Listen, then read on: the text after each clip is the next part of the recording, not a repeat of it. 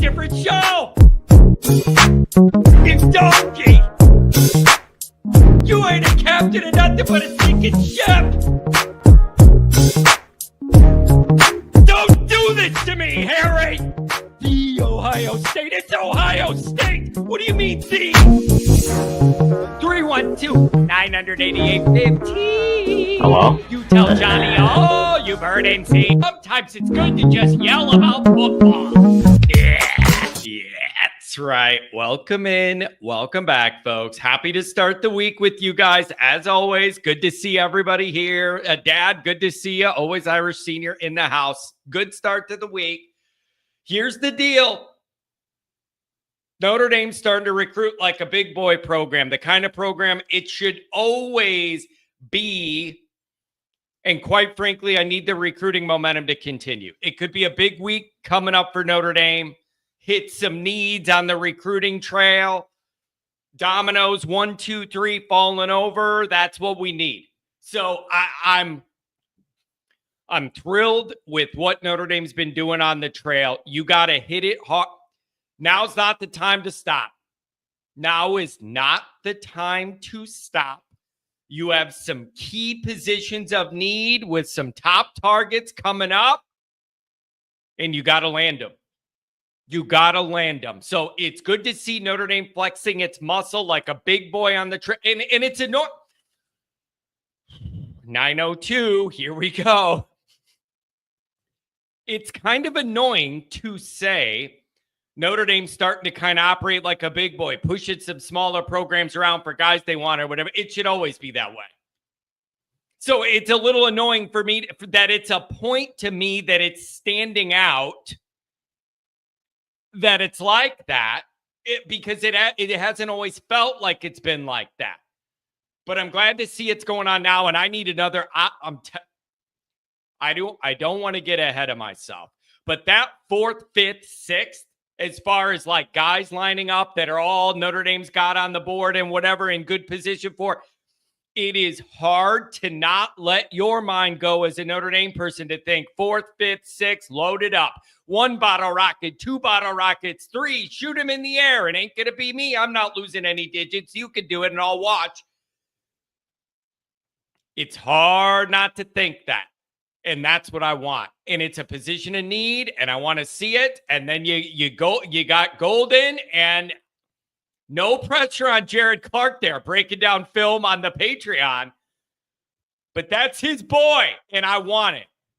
That's his boy, and I want it. That's it. That kid's head coach is a former Notre Dame player, teammate of Mike Goolsby, breaking down film on our Patreon. I want it.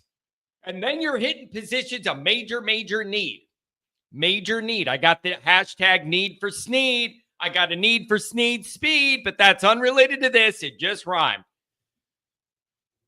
That's where we're looking at.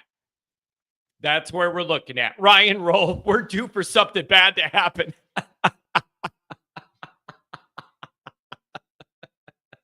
Anytime anything good happens for Notre Dame, like for 2 weeks in a row, it's got to be, when something bad can happen, somebody's going to break a leg. That's funny, man. That's Notre Dame scar tissue that I wish you saw. Look at this. Heisman odds, CJ Carr, 33-1. How could it got? Listen, man. I have all the high hopes in the world for CJ Carr. I truly do. It is just, can I see the guy throw one pass in a real game before I worry about what is Heisman? I have all the high hopes in the world. I genuinely do. I see the upside. I see the potential. I see all that. But it's like, I don't know what I'm going to get till all the practice film, blue and gold,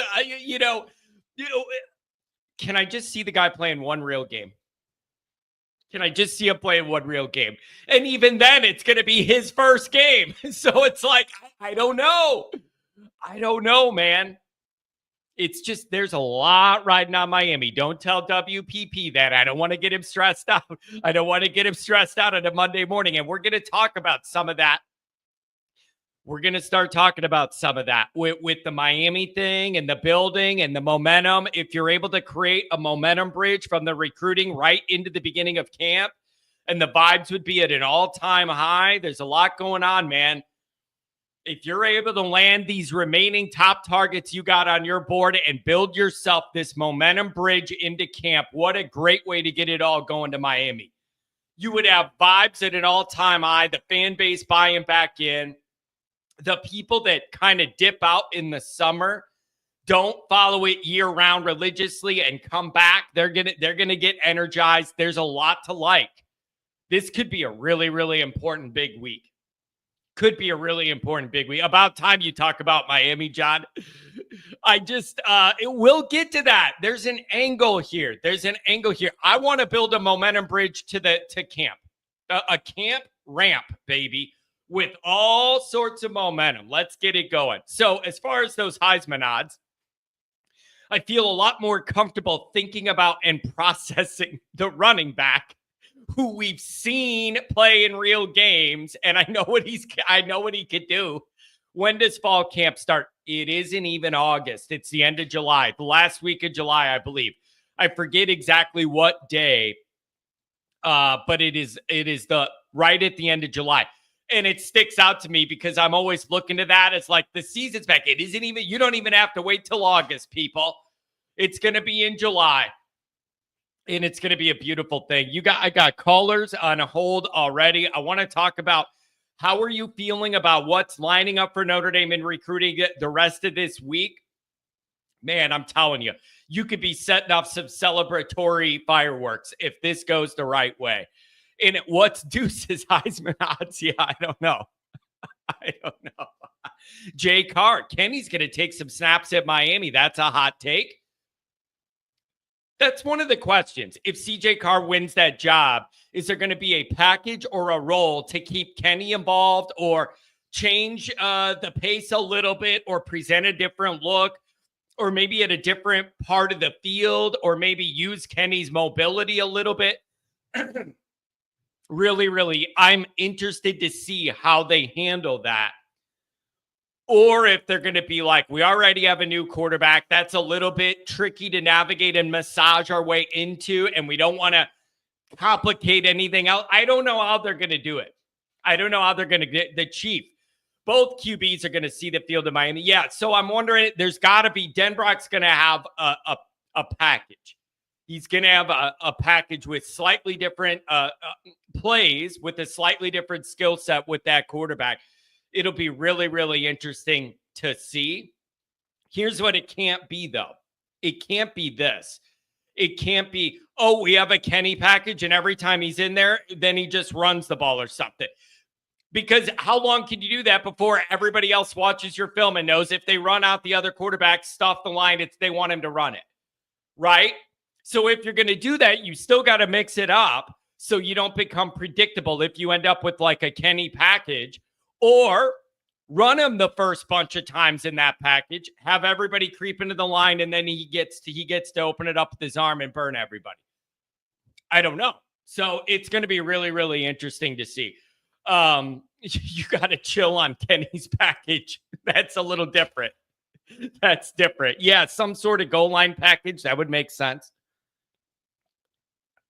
That would make sense. So thanks for being here, everybody. Again, could be a big week in Notre Dame recruiting. I don't want to get ahead of myself, but that 4th, 5th, 6th thing all in a row, guys moving their commitments to line up. We've seen that in the Freeman era before. Even some in the same day as far as lining up with their announcements. It would be a big deal. Positions in need. You love Joey O'Brien. You love Adams. You love all that stuff. Obviously, you love it. But I know you all understand what I mean when I say certain positions in this program are a bigger absolute need than others right now, just based on depth and the success of the recruiting before, the development of certain guys. There's a different kind of need. And you got a chance here, man. You got a chance here. So it is it's going to be a fun week, hopefully, on the holiday. And I always tell you guys, I've been saying it forever, and here we are. Once you get to the 4th of July, light at the end of the tunnel, man. in my content ecosystem, once you get by 4th of July, people start coming back. The crowd that isn't here every day, they start coming back and it starts building. We're almost there. And I can't thank you guys enough for going along for the ride, man. There are some dog days where there's not much going on. Luckily, we have a lot of recruiting to talk about. But there are some dog days where it's hard to get through together. And we did it together. And we're almost over the hump. And we've all week after week after week, and here we are. So we're going to do this thing together, and it's man, I'm excited. I'm excited. This could be a big week, and so I want to get into WPP's Miami stuff too, like and some different ways to think about this with the ramp up and the build up, and who's taking it too serious, who's not taking it serious enough.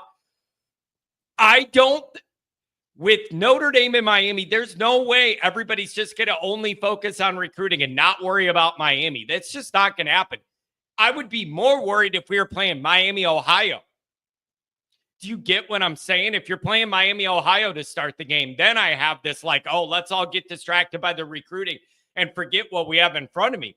I don't think anybody could not take Miami plenty serious. And we're going to do a lot of that here. I know that. So great to see all the familiar names. Good morning, everybody.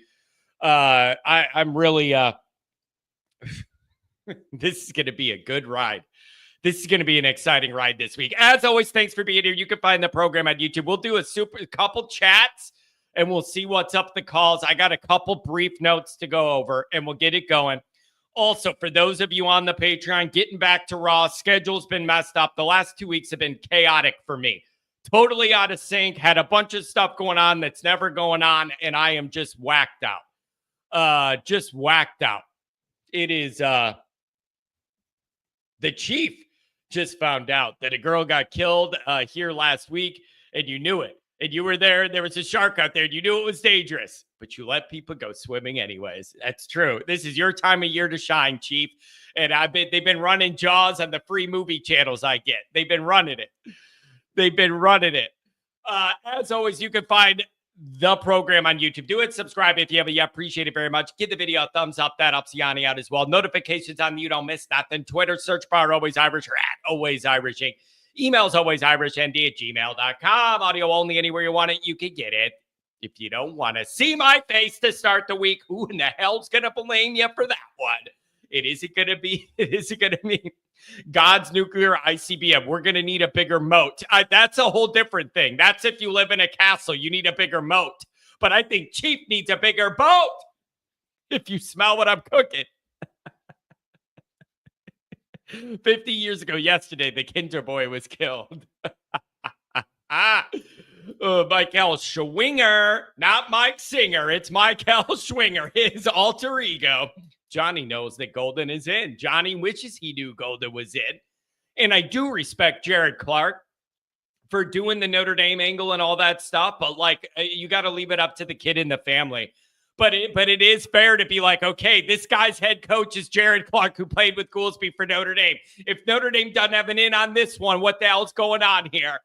That's perfectly fair. Ryan says, I hate sharks. You can never trust anything without legs.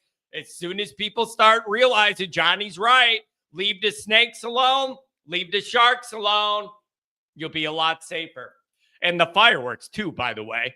If we're talking about losing limbs, it isn't only sharks and snakes. You also got to worry about fireworks. I saw this Burt Reynolds. It's good to see you here from the grave, baby. Good to have you. It's good to have you. The call-in lines, 312-900-8815. Dial it up. Tell Johnny Boy all you've heard and seen. How are you feeling about this recruiting situation? Notre Dame Fighting Irish, brought to you by SI. Read all about it. Chief says, all my comments are Jaws quote this week. If you can't, this is your week to shine, baby. If you can't do it now, when can you? If that's your whole alter ego on here year round, if you can't do the whole Jaws thing this week, I don't know when you can. Patreon.com/Always Irish. Former captain, leading techner Mike Goolsby. ND Recruiting 01 on Twitter. He's with this. Jack Sullivan got all the recruiting scoops. and we're going to be there tonight. So it's we'll be happy to get back on track. I've been the last 2 weeks have just been chaotic. Schedule messed up, people in town, all sorts of stuff. Family reunions, deaths, previous obligations to do stuff in the town. I got all sorts of stuff. We're over that now. Now it's getting down to business. And what is that business? Notre Dame football, folks. Notre Dame football. We are beginning the camp ramp. Camp ramp. Let's see. Ooh. We got callers today. So I got to get to these chats, give a couple notes, then we'll see what's going on over here. So let's start with where I'm at is you love what's going on. Can you maintain it? That's the whole thing. Can you maintain it? You have positions in need. You need to land these guys in. And I want to see if you could get that done. And so it's going to be a big week for that. And let's get into some of these chats. If I don't do the early ones, I never get to them. So callers, I'm coming, but I want to honor these chats, especially the ones that come in before the show starts, sets the tone of where we're at. My main man. Always Irish Nation, one more week closer to kickoff. What are we, inside 70 days, I believe. Let's keep up the great recruiting. Great job, Marcus. Keep beating Franklin. Yeah, let's I do not like that guy. He may be the nicest guy in the world, the nicest dad in the world, whatever. I do not like James Franklin. There's something about the guy that's always bothered me. It comes off like tough guy, fake tough guy stuff. And every time I believe in them to try and beat off a team that's different. Beat a team, knock off a team that I need him to, they lose. So I don't know, man. I don't know. Swan Dong, I got to go to the hospital 11, so I won't be here for the last part of the show. I'm telling you, man, I'm getting a little concerned. All my people are getting, a lot of my people got injuries. They're losing their loved ones. I don't know what the heck's going on, but everybody get it out of your darn system before football starts, I guess. If we're going to have to go through all this and everybody's got an ailment or they're losing their people or whatever, get it all out of the way early, I guess. Jeez. It's been a rough summer around here for all the people. CJ Carr. I watched a documentary last night on Bishop Sycamore and the dude who ran it. Can't believe ESPN was dumb enough to put a fake school on national TV. Them and IMG declined comment. Somebody got to get fired for that. No one bothered to look at. You don't just blow up out of nowhere and become this mega football operation no one's ever heard of overnight. So whoever manipulated that, good for them, and whoever allowed it needs to be fired. Fired. Chicago's very own. Hello, you Irish fanatics. Keep it positive today. No need for a moody Monday. We're alive. We're in the greatest country in the world, and ND's a perennial contender. Again, prove me wrong. Tom, I like that. I like it a lot. Mark, with the glasses. The dog days of summer are way more enjoyable when ND's operating like a top-notch program and recruiting with the big dogs. Talk about the dogs. I love saying that, man. Too bad I'm not a Georgia guy. I'd just be sitting there all day, the dogs. And you make a stupid face when you say it, too. It's really fun. The Sly Fox, Penn State, trying to throw shade on ND because they got a kicker from Ireland. I'll tell you this. We'll take Joey O'Brien and Adams. You could have the kicker from Ireland, and you could brag all about it if you want. That is totally fine. Justin, the snipe. Not long ago, all I heard was nonstop complaints about recruiting. The negativity when the class was just underway was insane. I understand it, though, Justin. Bring yourself back to that time. The dynamic was we were all burnt out and exhausted after the deep playoff run that ended in heartbreak, okay? And we all needed time to decompress from that run and the buildup, only to fall short. Then Chad left. He went to USC, and they had 30 commitments in like 2 days after he went there. That's what they wanted to do. They had like 30 commitments overnight. And we were sitting here still trying to find a GM and do all that stuff. There was a sense of frustration because you were just kind of stuck. and all the new pieces in that new recruiting office were not in place.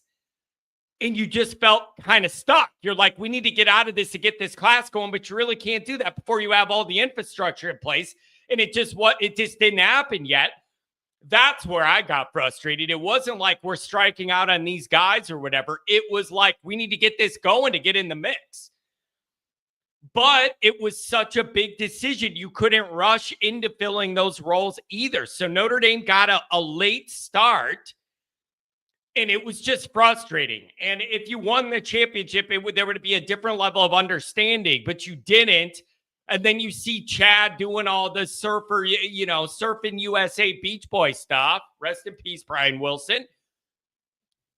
It's, you know what? Speaking of Brian Wilson, if you're older, you're going to get this joke. And if you're younger, you may have no damn idea.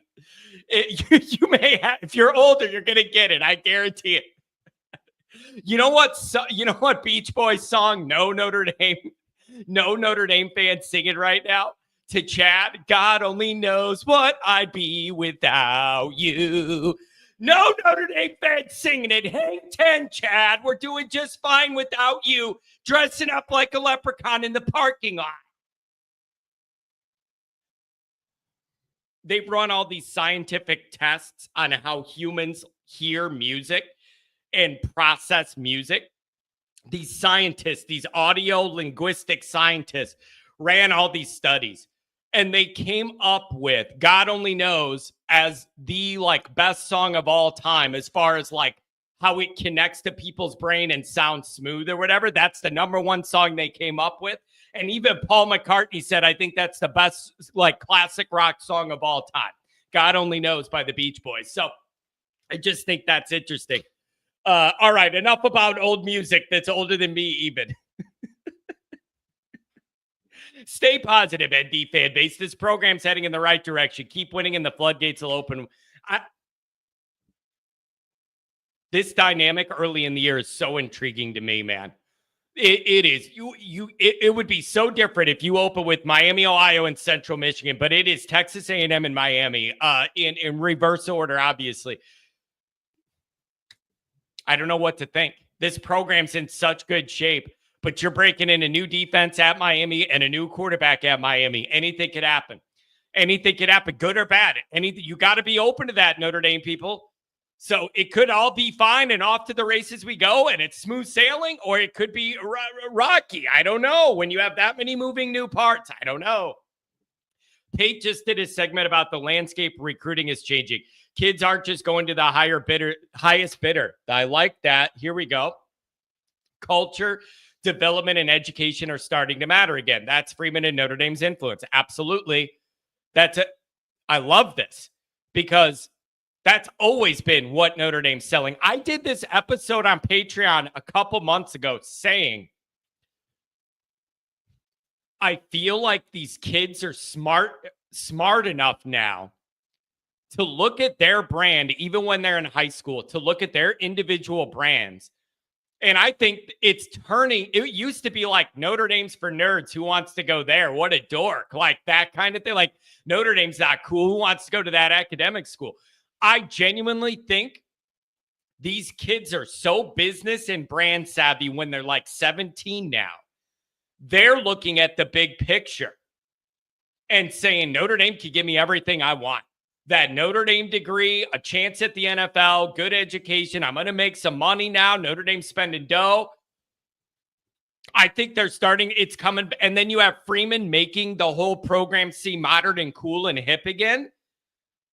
I genuinely think that's a thing. I think those days of Notre Dame's for nerds, who wants to go there? It's boring culture, whatever. I think that's all over. And I think these guys are brand savvy enough to know that Notre Dame could add them some extra stuff here. And I like that. I agree with that. I agree. Carl, we're going to go to the phones. Hang with me, please. I got to get through these. Carl, this might not be popular amongst Notre Dame fans or some media, but I truly feel that we threw a bag with a little bit of money into the recently committed tight end. Here's my response to that. It is an undeniable fact that Notre Dame majorly upped their NIL and threw a big bag of money at this guy. And why would that not be popular? It's not my money coming out of my account. Why would any Notre Dame fan have problem with that? You know Notre Dame's not breaking any NIL rules or anything. They're not doing pay for play. Whatever they've come up with for that guy, he's going to earn or do something. So why would that be bad for anybody? Unless it's coming out of your direct account from your job, who cares? Who cares? You know Notre Dame's doing everything above board, so why would anybody have a problem with that? So I like the fact that Notre Dame bullied around teams like Kansas State, Kansas, and Iowa State and was like, yeah, that's a top guy on your list. Yeah, us too. And we're a big boy and you're not. And we're just going to make an offer you can't refuse. Godfather style. I love it. I love everything about it. The only way I wouldn't is if it drained my account to do it. And it didn't. So I'm good to go. Here, yeah, the last day of June. Are we going to start focusing on Miami tomorrow? You could focus on the recruiting in Miami. I don't think it has to be one or the other. CJ Carr, sure, WPP. He wants all that attention on Miami, baby. Can't afford any brainwidth for anything else. Freeman press interviews since April 21st. 1. Cristobal. 3. Miami's taking ND. Miami taking ND lightly. No media allowed. You got to have your head in that film. Mark. God Country Notre Dame. Well, you're darn right. You're darn right. You're darn tootin'. Look at this. Spin zone. What do we got in the spin zone today? Since anytime you guys have a hot take that's a hot spin, mark it spin zone, and we'll give you a little spin while we go over it. Since we can't complain about recruiting, that just leaves us more time to complain about not talking about Miami enough and how WPP thinks the team is overlooking week 1.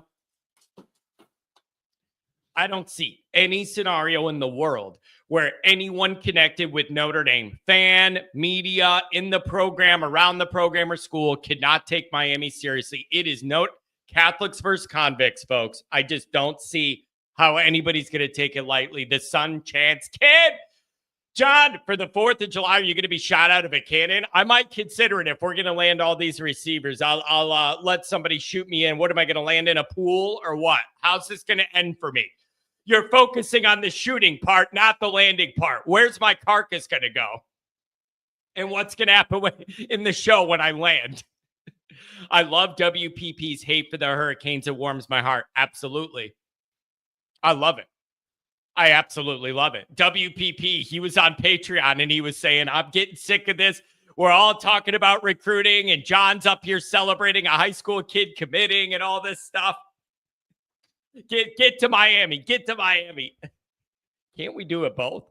Josh Miller, love you, buddy. Good to see you. $20 holler from my lawyer in Michigan. John, on July 5th, I'm taking my boy to see the Grotto, Indy Stadium, etc. I'll tell Freeman and Pete you said, hey, please do, man.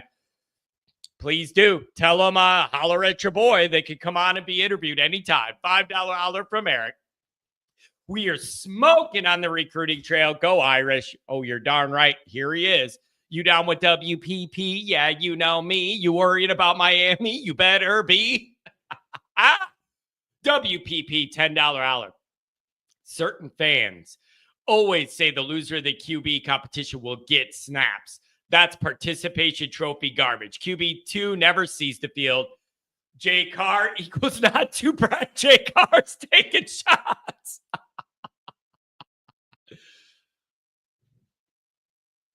I see it both ways. I genuinely see it both ways, you guys. I see the concept of you name a starting quarterback, it's their first time out there and everything. You got to run with that. You don't want to complicate it having other packages. I also see it the other way where you want to keep the defense thinking, what quarterback am I going to get?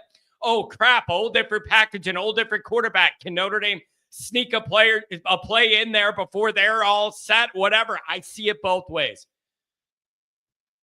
I think some of it's going to depend on their confidence in each guy to operate.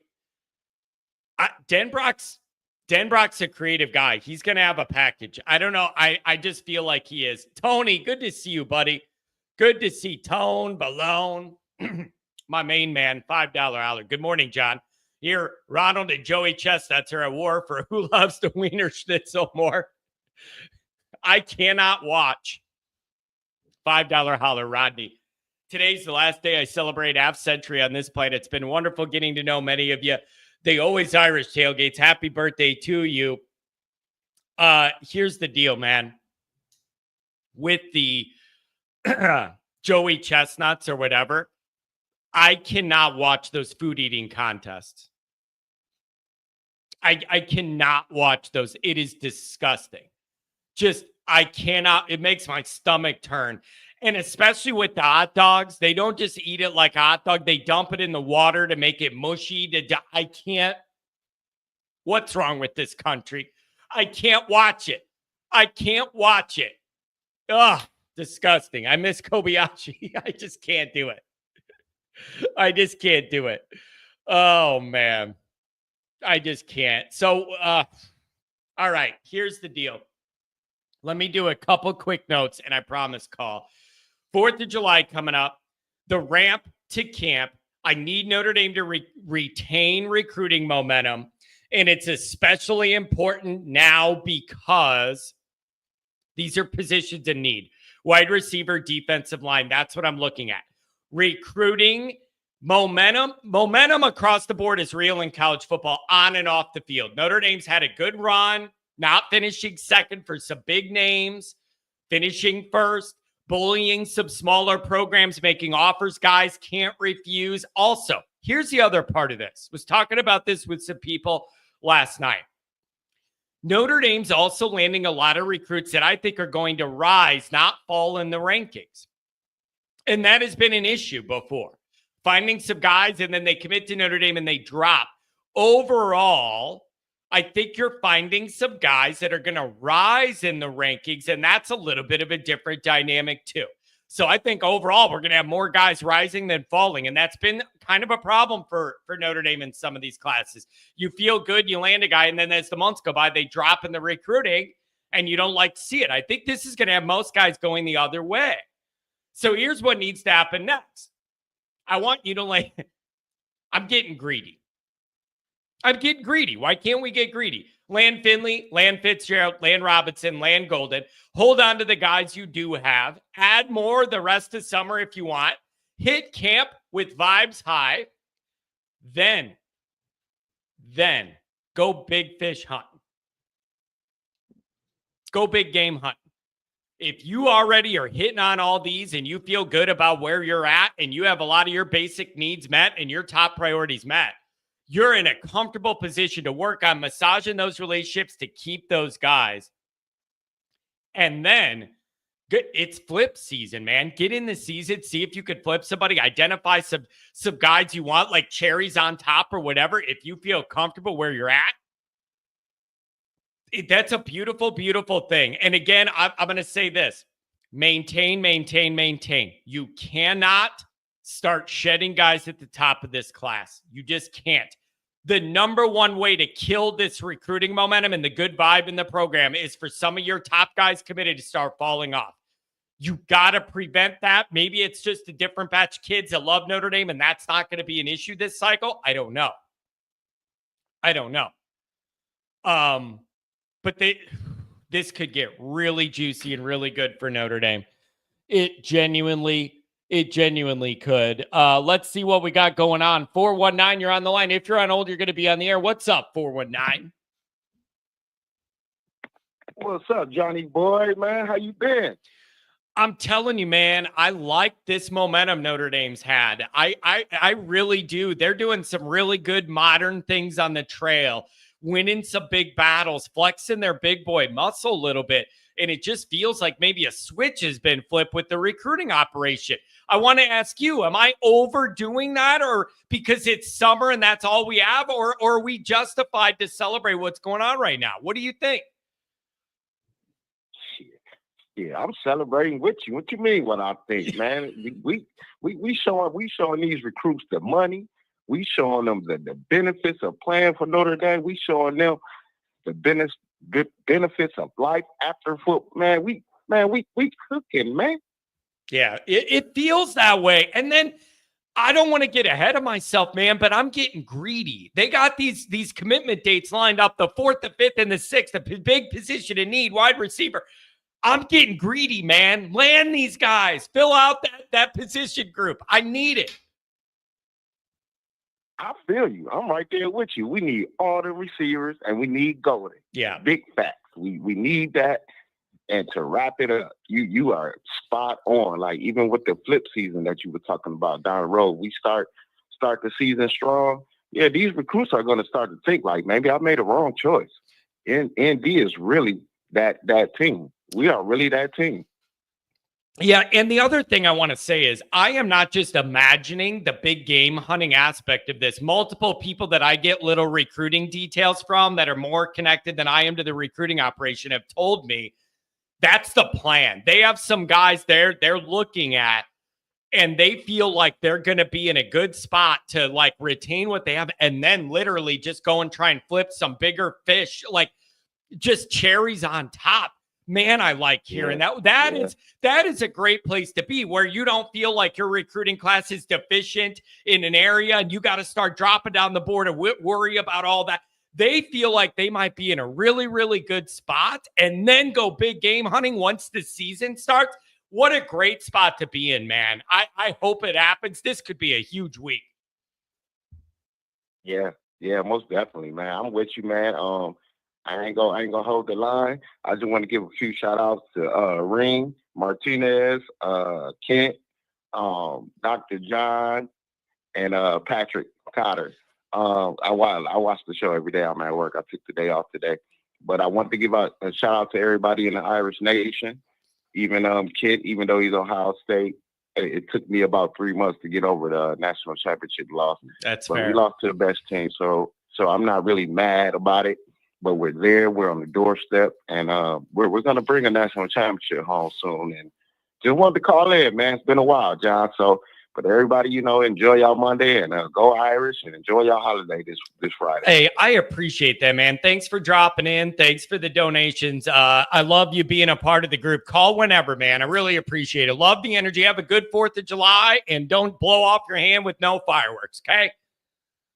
Y'all too. Peace. Have a good one.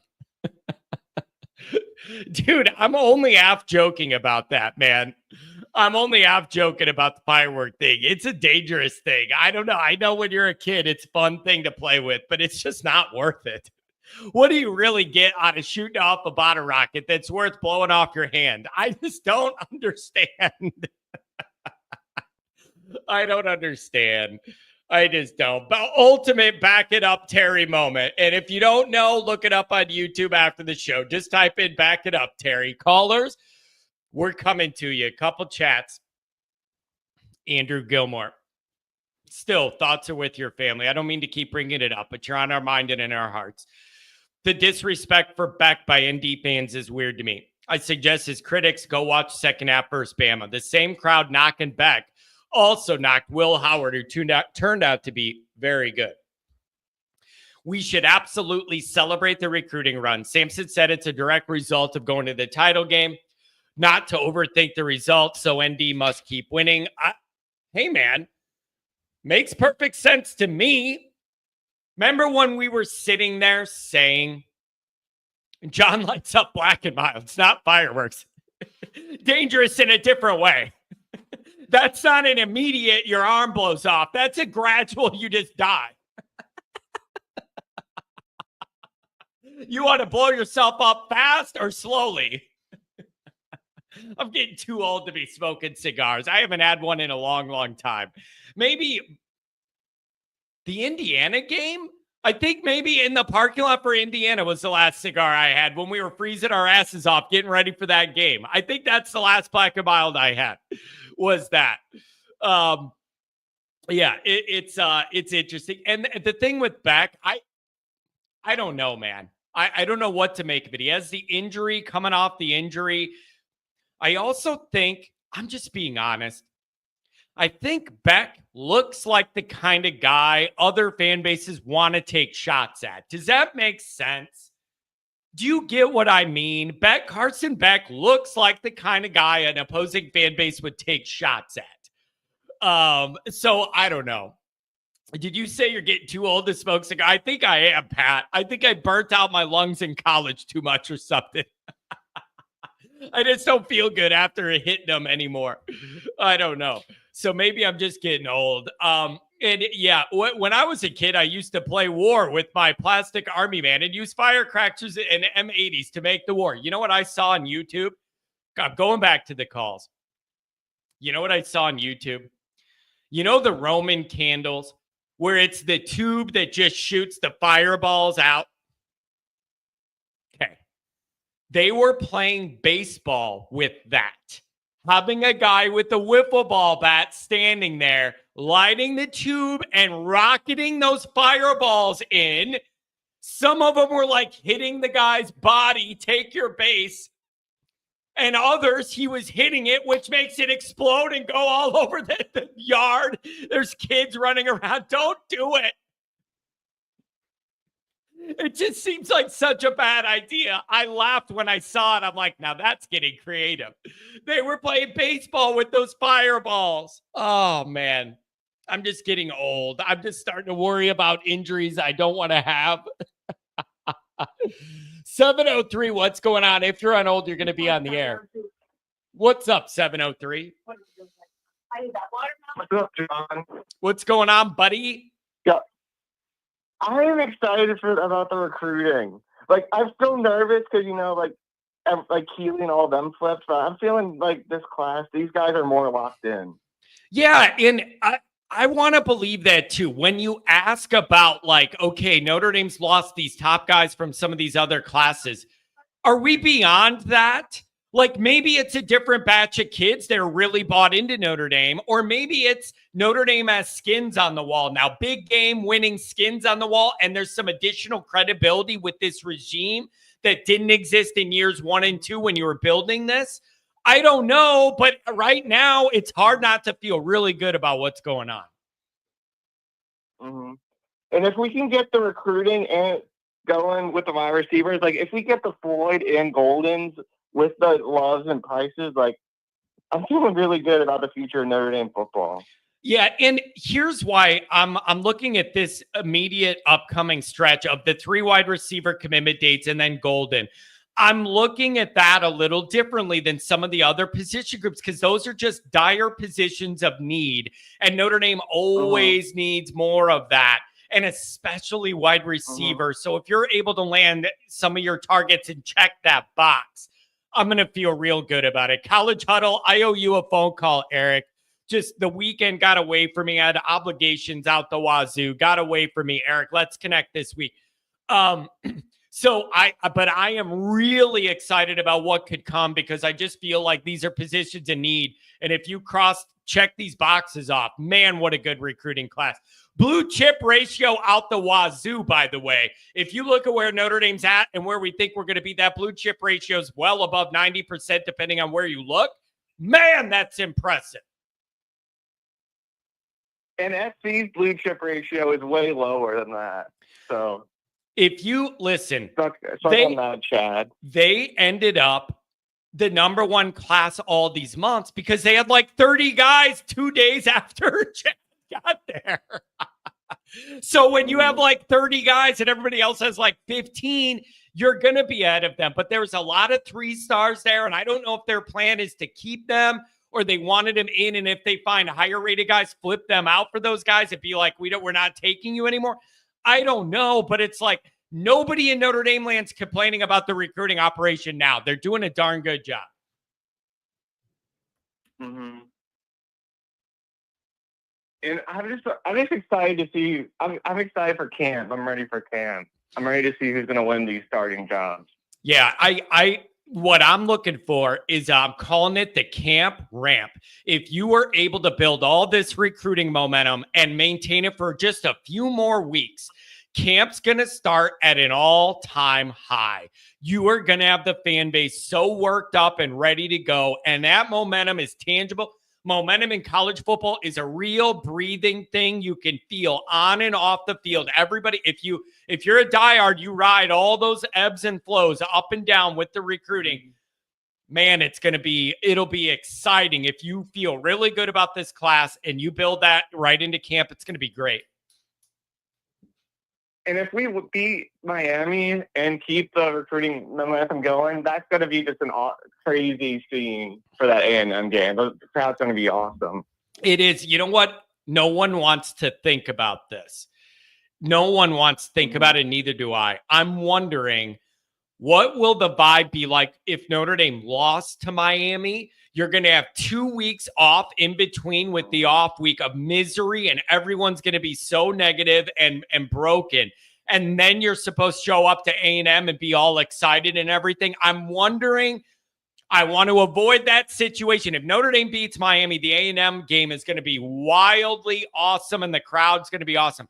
I'm wondering if you lose it, though, is that going to like bring it all down? I don't know. Yeah. I mean, the crowd was still good for like the Clemson and SB games after losses, but like we didn't have the momentum we had now. So I mean, the crowd may be a little antsy. Yeah. So I don't want to think about that either. Yeah. I don't know. So he can, it's going to be really exciting, and it's all eyes are going to be on Notre Dame. I believe there's 2 games that Sunday when we play Miami. One of them's at like noon, though. Everybody in the world, they're going to be watching Notre Dame.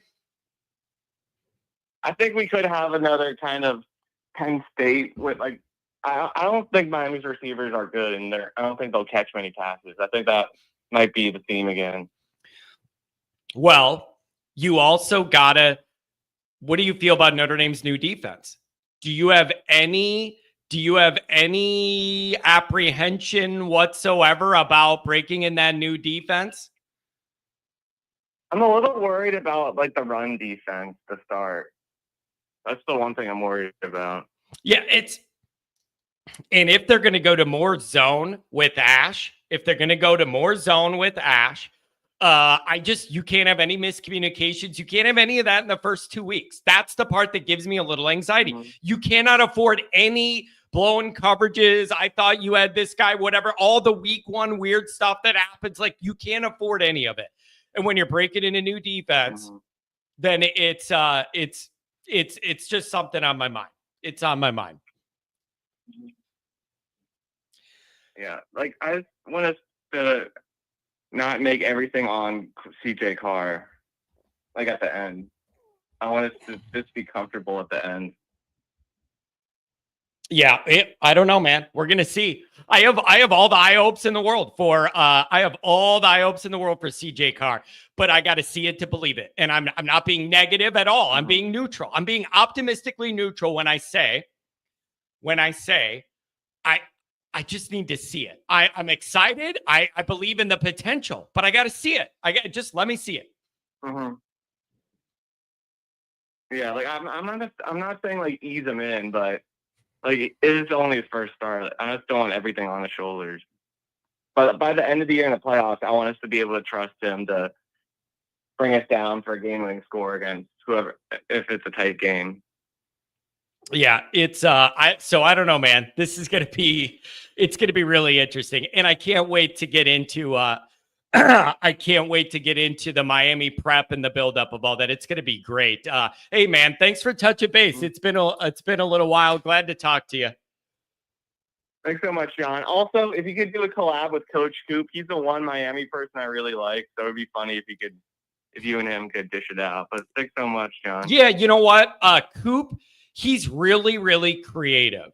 Really creative. Like, I give him a ton of credit because he kind of does what I do for Miami, made it his career.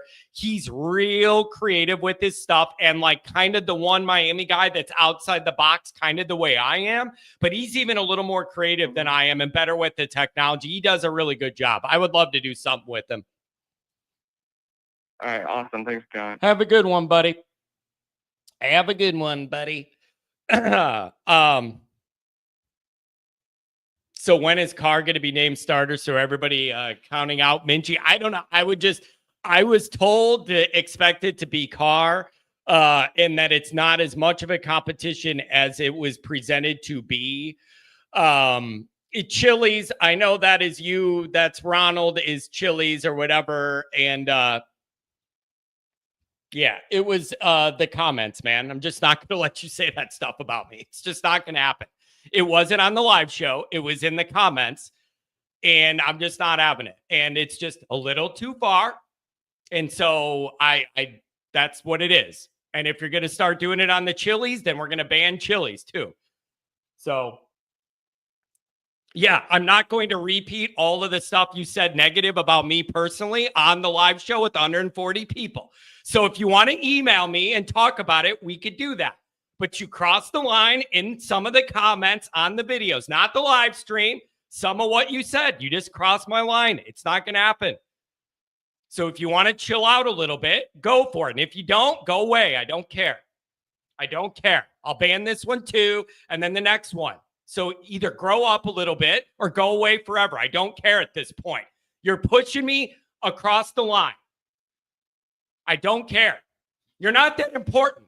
You're a troll. It's not that big of a deal. You're a troll. I don't take you seriously.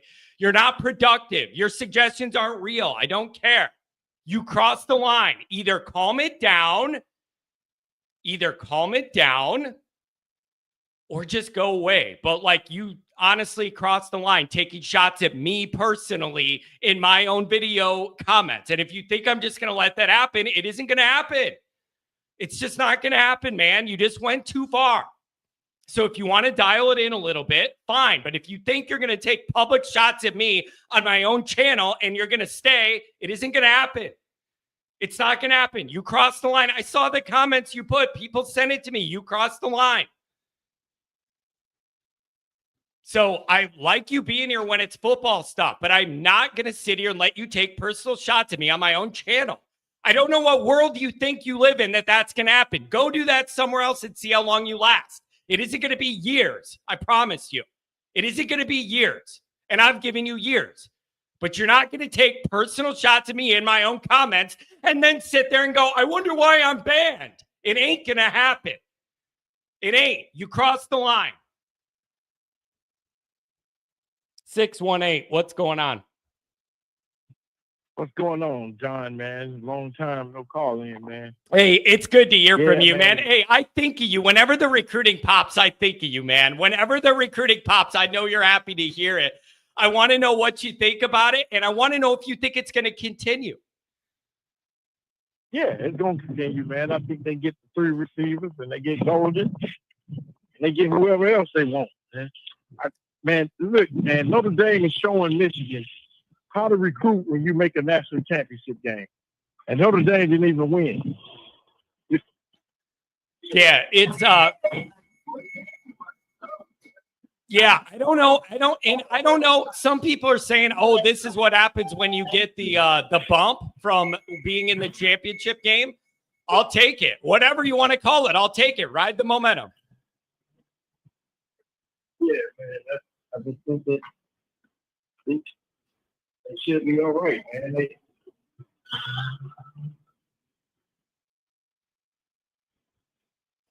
You hear me, Don? You're cutting out, man. You sound like you're in a vortex going to another land. Yeah. Well, I was just calling in, man, checking in, man, to see what's going on, man. Go Irish, man. Hey, let's get it, man. Yeah, I love you, buddy. Hey, call me back when you got a clear line later. See ya. Okay. I know what that is. I know that sound. He's in the L in Chicago. He's got to be. I know that sound. I hear the beep. I think he's on the L in Chicago, and it's really hard to. It's really hard. The service in there is bad, especially on the red line when you go underneath the city or whatever. Listen, I'm not making a big deal of the Ronald thing. I like a lot of the back and forth. It's just when it becomes personal against me publicly on my own channel, there's a line there. And you got to understand that. I don't want to ban people. I give people so much leeway.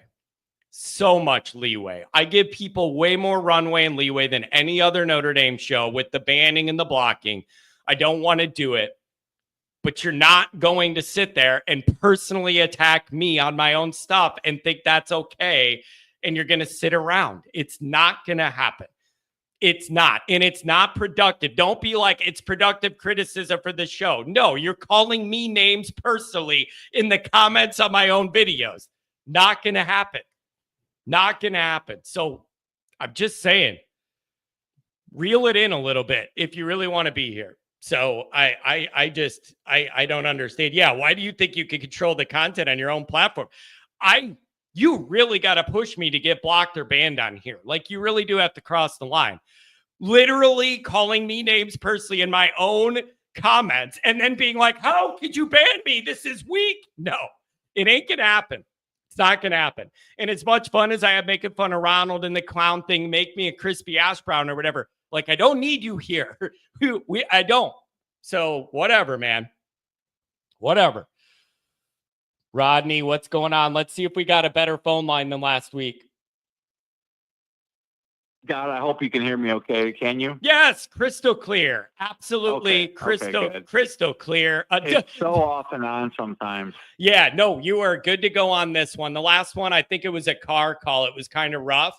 Yeah. And I had a feeling it would be the Bluetooth in there was not so good. But I was on my Pennsylvania vacation, kind of Ohio and Pennsylvania. So I was on the road, but I had to call in. I just knew it probably wouldn't be that easy to hear me. But yeah, man, 50 years on the planet today, John. It's weird. I guess we all go through it. You'll go through it in 10 years here. 40 was kind of weird, but 50 is really weird. Yeah, like, yeah. Oh. Yeah, God bless you, man. 50 is a big one. And you know what, man? If you're going to do that and hit that milestone, you may as well do it while Notre Dame's trending up. I look at it that way, Rodney.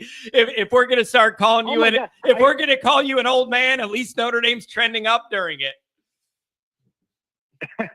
That's exactly right, dude. I mean, it is trending in the right direction. Let me take a shot by the way. I did this specifically. Okay, I'm taking a shot of Captain Morgan. Ooh. Down it goes. Happy birthday to me.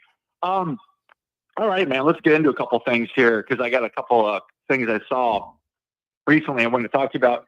Did you hear about the Jake Ratcliffe thing, the BYU quarterback? Did you hear about that?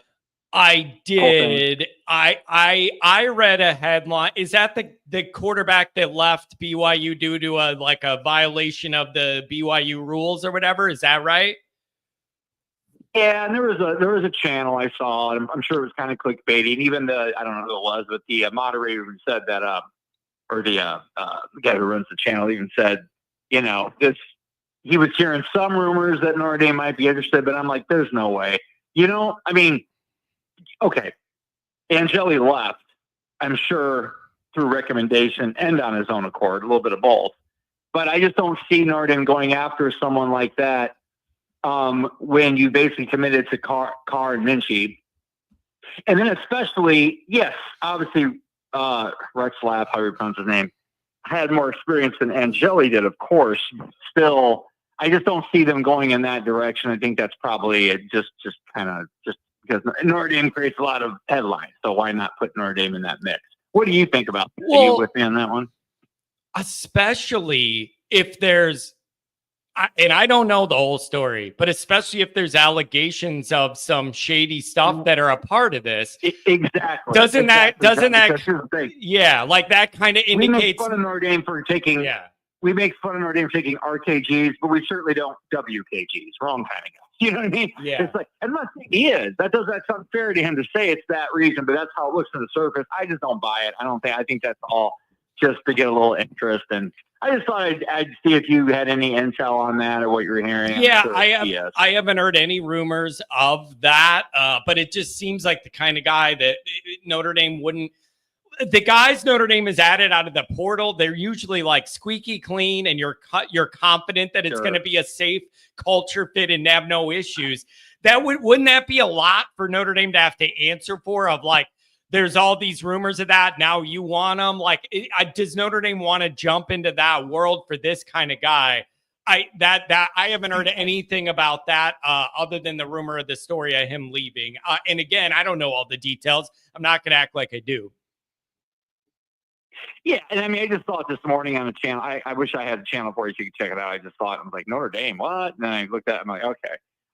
Especially with, Cone, Hartnett, and Leonard.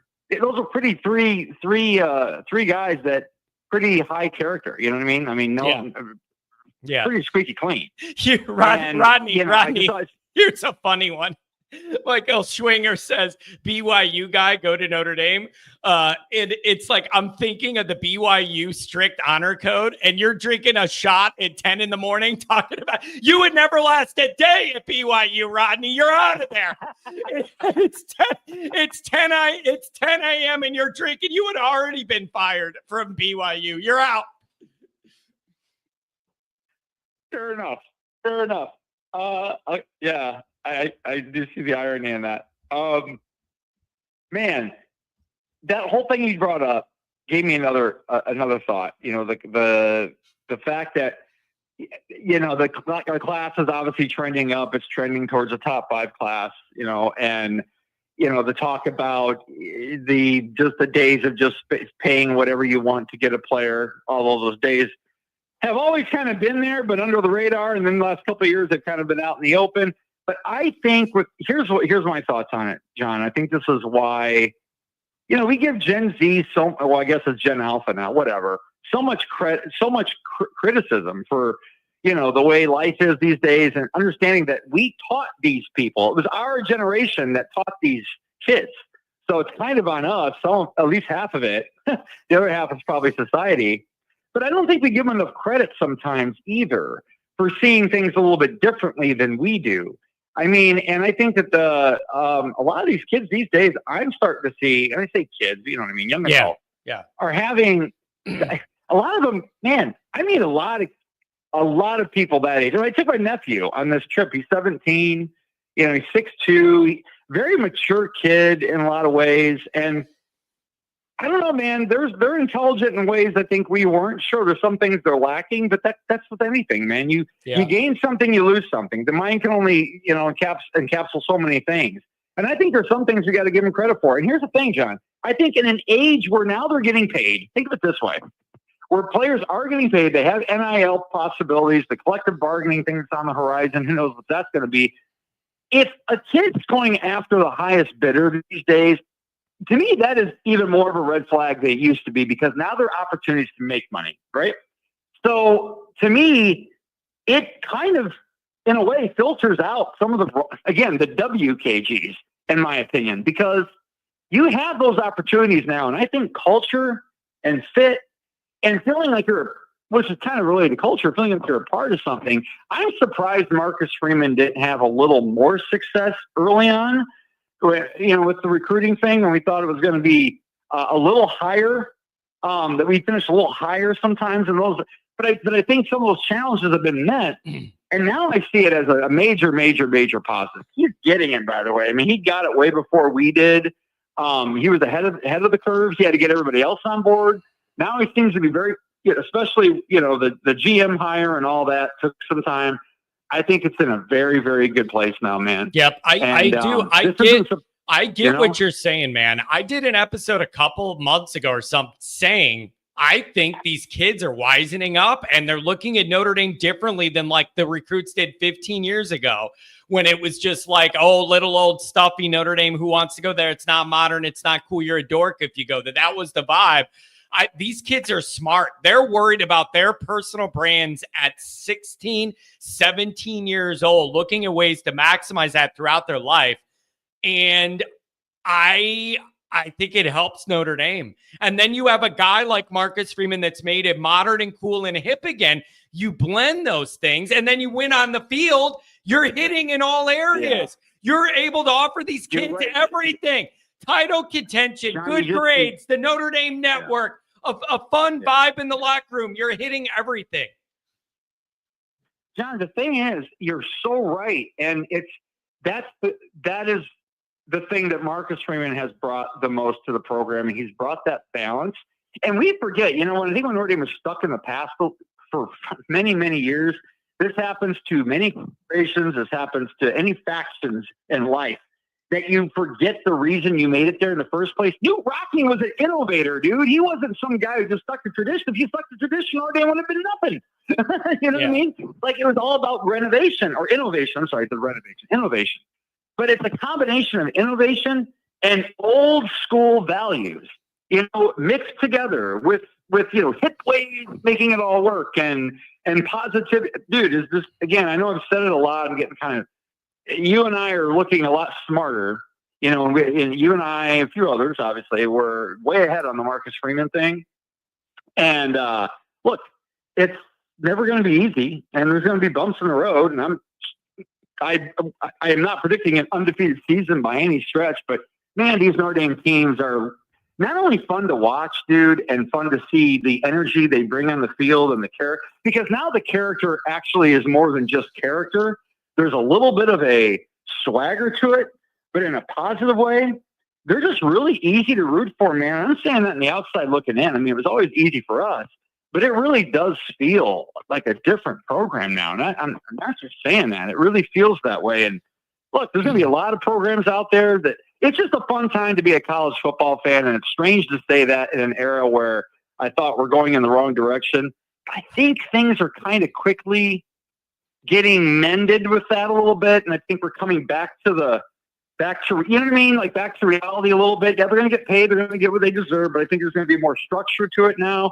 I think the wild, wild west for the last 2-3 years is going to go away. And and you're right, man. I guess I didn't finish my thought earlier. Some of these kids at 17, 16 I'm meeting, man, I can't, obviously you're in a certain location. You can't speak for the whole country, but a lot of them are kind of, man, they kind of have the right values. It seems like it isn't like, I don't know, man. We as much as we criticize these generations, I don't know. Yeah, there's something now. Mindset that, well, it's like any. Yeah, Let's see if all these guys hold. Let's see if they hold true to their verbal commitments. Let's see if you can keep the band together. Let's see if you can add, the positions in need you need, the D linemen and the receivers. But I do feel things have come full circle to where the Notre Dame brand is kind of like a place to be now, not like just for RKGs like John Kennedy's. It feels really good. You got any plan for your birthday? What are you doing? Yeah, it's funny. I was just about to say that on the way out. I will text you something when I get off the phone that maybe you might be interested in. But we talked about that summer thing too. We'll figure all that out. Tonight, we'll see who wants to hang out. I'm going to do something on the 3rd because Monday's just a bad day to do any kind of, birthday celebrating. And then there's something going on Saturday. But yeah, man, 50 is weird, but it's fine. It is what it is. Happy birthday, man. Go Notre Dame. And yeah, thank you for the podcast, John. It's been a lot of fun over these past few years. No problem, man. I love it. I love it, man. I love it. And we're just once we get by the 4th of July, the real ramp up begins and people start coming back. They kind of take a little break. I'm really excited for it. So we're almost there. Hey, John, do we know the day of the tailgate for the first game? It's going to be Do you know what it's Purdue. Purdue's going to be the tailgate. It is Purdue? Yep. Okay. Yep. Makes sense. Okay, cool. Going to be Purdue. Hey, man, have fun for your birthday, buddy. I appreciate you always being around, and have a good one. All right, you too, buddy. Take care, everyone. Man, I give the guy credit for turning 50 and drinking at 10 or 11 o'clock. I like it. That's impressive. WPP, $10 holler. You're 100% correct. Personal attacks have no place in this forum. That is a low IQ donation. How about that, WPP? That's a low IQ donation. Here's the other thing that's a little different. Here's something else, too. You can say this is wrong. You can say whatever you want. You could judge me for this. It's fine. People that are on here and on Patreon that honestly donate money to the show and keep this all going with their monthly Patreon and then donating here every week, those people get a little more runway because they're literally bought into what I'm doing and supporting it. And there's a baseline of support. I don't see Ronnie donating money and doing all this stuff. I'm sorry, man. My patience is running thin with it. But when you are literally donating on all these places and helping like that with me directly, you're going to get a little more runway. And you know what? Nobody that does that really crosses the lines because they have like a respect for it overall. I'm just getting kind of sick of it. And you're not going to call me names on my own show and then act like you're surprised that you're banned. That's not how this is going to go. It ain't how it's going to go. Sorry. It's not how it's going to go. Clean it up. Here we go. Irish Cubby. We got another one. Showing up late today. John, can you get a candle lit at the grotto for my mom having surgery and is nervous? I will send a couple texts when this is over and try and get that done for you. Does following Notre Dame age us faster? I aged 30 years in the time Brian Kelly was here. Are you kidding me?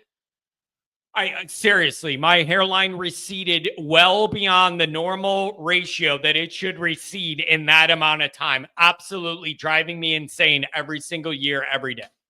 Like I am certain I've lost 10 years of my life due to the Brian Kelly era. Just so frustrating. And in a totally different way, just in a different way than like the Weiss era or something where you knew you had no shot of anything like after a while. Like it's more like Kelly did enough to get you like to the point to want to buy in for the next big game moment, only to totally have it all fall apart. Like it was a unique kind of pain a lot of times because there would be enough good to get you to kind of buy in and it would all come crashing down right when you bought in a little bit and got into it, you get crushed. The Cheap Brody $5 holler, June 30th, 1945, 80-year anniversary of the sinking of the Indianapolis. Yeah, that's a rough one, man. That's a rough one. Isn't there a movie with Nicolas Cage as like the captain of that ship or something and then all that stuff? Am I dreaming? I remember watching that movie and it was pretty entertaining just as far as like what those guys had to go through. Not entertaining, but like informative of what you had to go through. My main man, Martinez, let's get him in and out back to work. If you're on hold, you're going to be on the air. Hey, John, can you hear me? Yeah, I got you. What's up? Hey, am I down a mine shaft, am I? No, not. Oh, it's the other side. Oh. Okay. Sorry, John. That's Sorry. Okay. What's up? Sorry, that was. Hey, did you get the email I sent you? I have been out and about all weekend. I have not looked at my email in a few days. I'll have to go pull it up. I've been a little behind on all my work. Hey, so check this out. I walked into my AA meeting Saturday, right? Morning. Met this old dude a few months ago. He played for San Diego State. Real cool dude. I guess he held like San Diego State all-time leading batting average, right? For like 40 years, right? He was born like in 1960 or something, 40 or something. He's 85. And, yeah, you know, so we get to know him, bro. Real cool old time, bro. Real cool dude, bro. You know, been, you know, he's a psychologist, been escorted by the CIA, things like that, right? Anyways, he tells, you know, I tell him, you know, yeah, I'm a big Irish fan. He said, yeah, I played there once. I played against them. We almost beat them. He buys me this ring off eBay. And I don't know if it's his, but it's the perfect season, 2018 playoffs, 12-0. And it says Coach Kelly on it. And it has the NCAA logo. Now, I don't know if it's his. I don't know if it's Kelly's. I mean, either way, it was an amazing present, bro. So if you get a chance, check your email. I'd love for you to see it. Yeah, I will. I will definitely take a look at it and get back to you. That's very interesting. You never know who you're going to meet. Notre Dame's a big world. I know, right? Right? That's really it, man. I just really... You know, I thought it was such an amazing gift from somebody, man. It was way cool, man. It was way cool. Really made my weekend. I just hope you get a chance to see it. But I'm gonna tell you, as far as Miami, John, my homeboy Pat, my homeboy West Palm Pat was gonna punch somebody in the face with their fist. With his fist, I mean. I just like the way you said it. I like the way you with their fist. It's like the way you said it, the way you delivered it. But you know what? All I'm going to tell my homeboy West Palm Pet, man, don't worry. One great thing Marcus does, man, he prepares for big games really good. Yeah, that's the one thing. Yeah. I'm going to head over right now. Yeah, you got it. I will say that. I've been thinking about this. Even though there's a lot of new to navigate for Notre Dame, they did a good job preparing for A&M in a tough road game last year. Yeah, and even going into the shoe, his first year as head coach, and that's the thing is like we said over and over, Marcus says there is no moral victory. We're going in there to win. There's no moral victory. So we lost the game. We're going in there to win. And, and that's the mentality we need to have in the head coach. And as far as anything else, as far as recruiting and whatnot, it's a great topic. It's a great topic to keep us. This is my Notre Dame support group, right? AA support group, Notre Dame support group, that we have here. It's a great topic to keep us busy, to get us over the hump. And once the Star Spangled Banner, man, and the fireworks go off, there's just that much closer to kick off. And once kickoff comes, there's that much closer to tailgate, man. So it's going to be a great season, Johnny. I'm sorry if it got loud all of a sudden. I said I'm pushing through the 40 feet in the air, getting them some material. So, hey, man, Johnny, love you guys.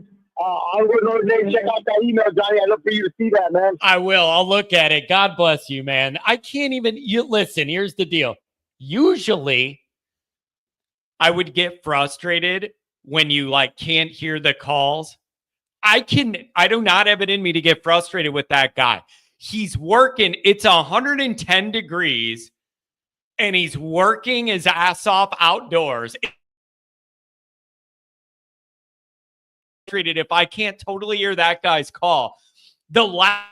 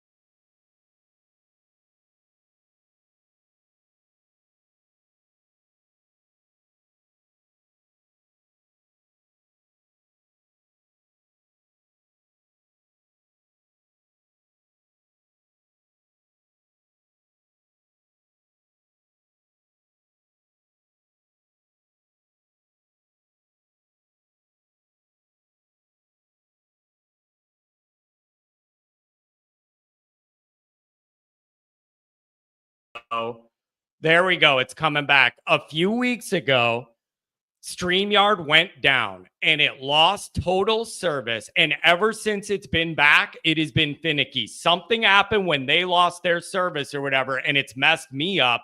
And it is not my internet. It's something with Streamyard, man. That it pisses me off. I did not have any of those lag issues for like 10 months And then right when StreamYard had an issue, they said they got it fixed, and it's now my internet's finicky. I don't like it. Yeah, I hear you. I lost my momentum. I lost my momentum. 20 people left the stream. Now I'm pissed off. Monday. There it is. Well, let's try to get you back on track, my man. Son of a buck, that makes me mad. All right, I'm going to get over that. We're going to move on, and we're going to come back to earth here, and we're live, and we're all back. Yeah. So are you with me on where I'm at here? I love the momentum. You're looking this week at gaining more momentum. I want to ramp to camp with vibes and aura off the chains to build us to Miami, and it'll make WPP happy. The better the recruiting, I know WPP thinks these things work against each other, that if we're all distracted by recruiting, you can't worry about Miami. I look at them as connected. I want to build a camp ramp with all those high vibes leading into Miami and make it all rise. That's what I want. Yeah, I mean, the only thing I'd say to Pat would be this, is that we're not the ones that are getting ready for the game in the locker room. We're not the ones on the field that are getting ready. Most of everybody there, other than the coaching staff and some other folks, are focusing in on Miami, right? So all the players are going to be hammering out on Miami game film or what it is that they need to do in their specific positions or whatever. So it's, as far as the fan base goes, like, we could go wherever we want because we're not going to be on the field. So it's okay to be like immersed in this recruiting news, which is absolutely an incredible time. So I know what he's saying. It feels like, just don't take it for granted. And I also want to say that earlier when Andrew Gilmore was talking about Carson Beck and about the fact of like, hey man, why are we looking this kid? And, he has lit it up before and that's all true, but he also has a history of throwing picks. He also has a history of just kind of shutting down. And I think when I think about this game coming up with Miami and whether or not, Beck in Miami could like tear us up or whatever, they absolutely could, because on any given day you can lose, right? But at the same time, it's like, what is it that we need to do in order to get in there and shut them down and not give them any kind of hope and get that crowd all riled up? And that's to get to Beck, to put him into that mindset, because I've seen him. I've watched those games where he just literally mentally just kind of shuts it, and you're just like, okay, he is gone. He's not there right now. Yeah. And then he like sparks out of it, and then he starts throwing the ball and slinging it, and you're like, okay, well, he's back. So it's just like, get into this kid's head. I think he's going through a world of personal stuff right now. He was out of schools that he dug. He ended up not getting to be the starting guy. He ended up leaving. He goes to a place where he's getting robbed. Now he's having problems with his girl. Now he's trying to focus in on football. He's in a different town. I just feel like, the difference between Athens, Georgia and Miami, Florida is night and day. Yeah. So, I just feel like he's in a very vulnerable spot. Yeah. And it's not like he's returning to that same crew that he's used to. Yeah, that's fair. Here's where I struggle with WPP put the comment up. Commitments are not going to suit up on August 31st.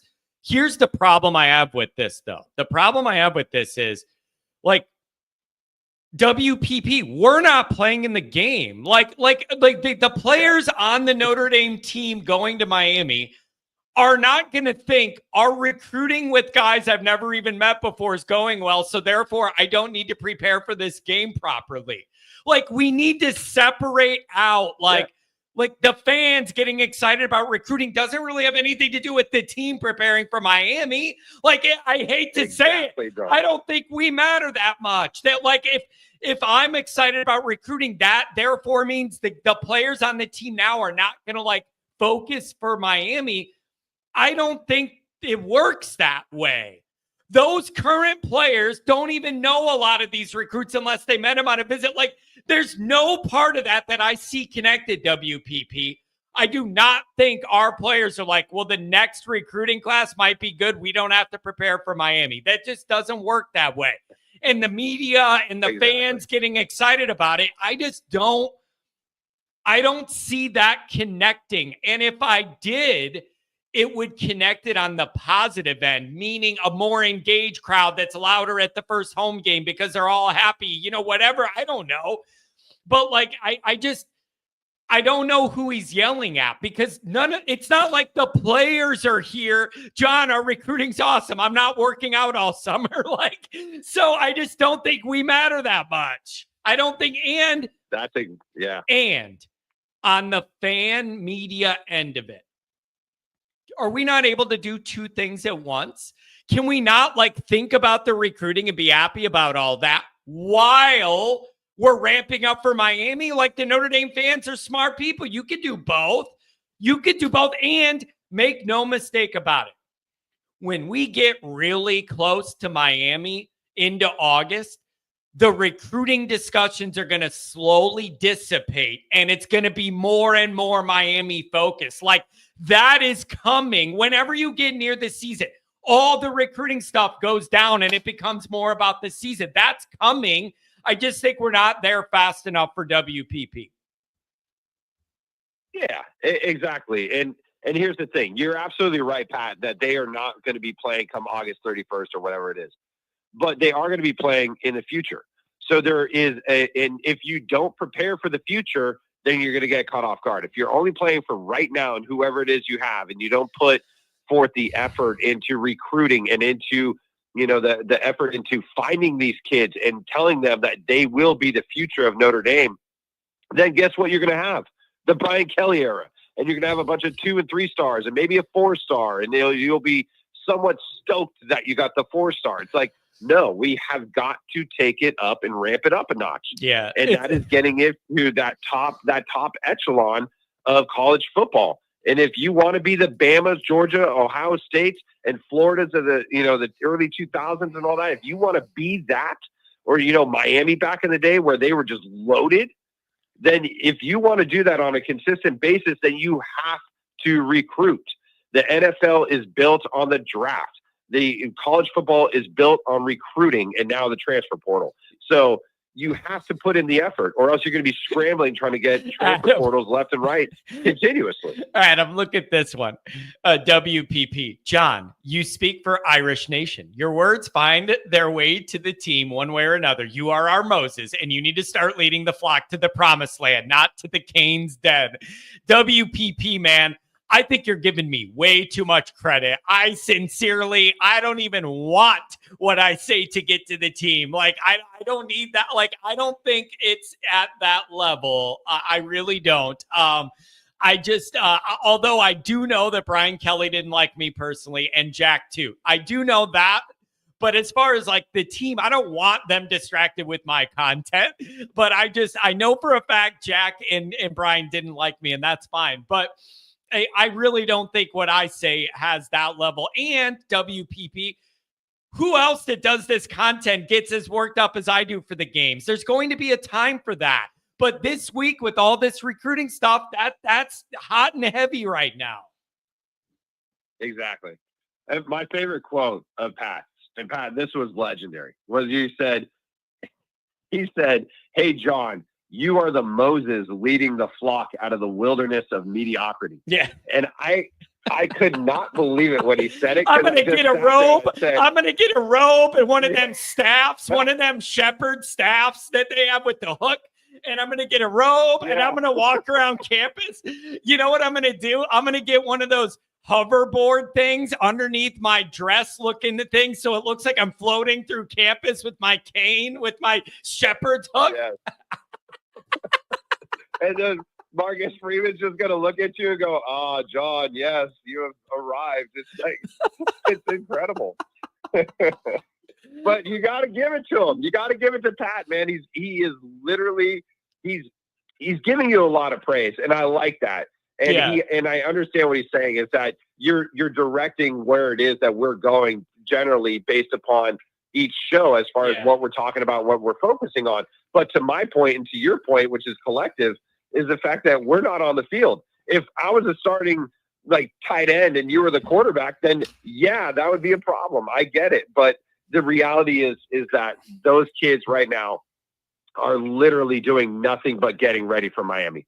Guaranteed. They're like, "Oh, rad, we got some recruits. But they're looking at those recruits as two things. One, either competition for their position, or two, okay, they're going to be the future, and I'm going to help teach them and coach them when they get here. Yeah. But they're not here right now. They're going to be here in a year, so I'll deal with it then. So it's all good. Yeah, but like the thing is, I am never going to tell someone it's wrong to get all cranked up and dialed in on Notre Dame beating Miami. Like, I don't have it in me to tell him it's totally wrong. I just try and get him to understand that, like, when there's hot recruiting stuff going on, that's going to kind of take the title of the YouTube video for now. But when we're going to crank it all up, and I don't think it matters. I seriously don't think that what we do here is moving that needle to where the whole program's going to relax if we're all acting like we're just awesome and don't have to do anything. I don't think it works that way. And I know I'm not that important. Sly Fox says, let my low IQ people go.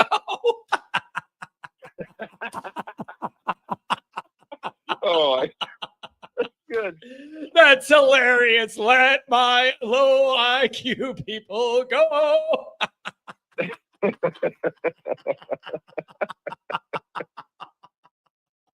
That is really, really good. Oh, and you know what's funny about it? Chat. Sly Fox, his name is Sly Fox, and everything he types in is really creative all the time. It's a perfect fit. I absolutely love it.